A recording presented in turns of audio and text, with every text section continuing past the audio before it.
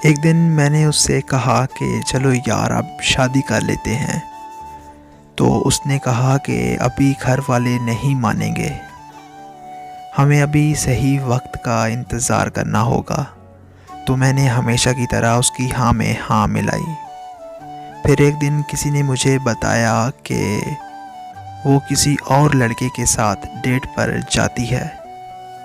जब मैंने उससे पूछा तो वो मुझसे लड़ाई करने लगी, यहाँ तक कि उसने ये कहकर मुझे ब्लॉक कर दिया कि मैं लोगों की बातों में आकर उस पर शक करता हूँ।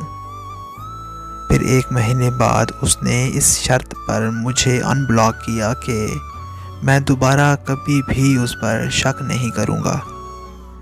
मैंने फिर से उससे शादी की बात की तो वो मान गई। तो मैंने उसके घर रिश्ता भेज दिया।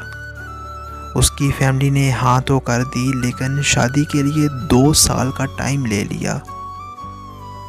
अलबत्ता हमारी मंगनी हो गई और मैं 2 साल के लिए दुबई चला गया। वहाँ मेरी उससे बात बहुत कम होने लगी। मैं जब भी बात करने की कोशिश करता था तो वो घर के कामों में कहीं ना कहीं मसरूफ़ होती थी। और फिर एक दिन अचानक उसने मेरा नंबर ब्लॉक कर दिया।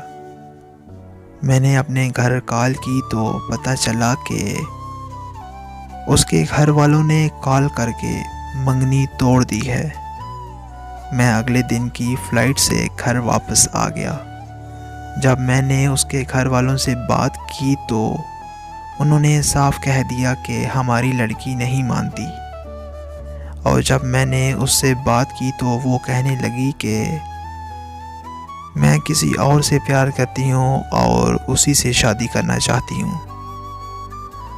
उस दिन मैंने उसकी बहुत मिन्नतें और तरले किए, हाथ जोड़े, यहाँ तक कि मैं उसके पाँव पड़ गया, मगर वो मुझे रोता हुआ तड़पता हुआ छोड़कर चली गई। और इस तरह उसने मुझे बर्बाद करके खुद का घर किसी और के साथ आबाद कर लिया।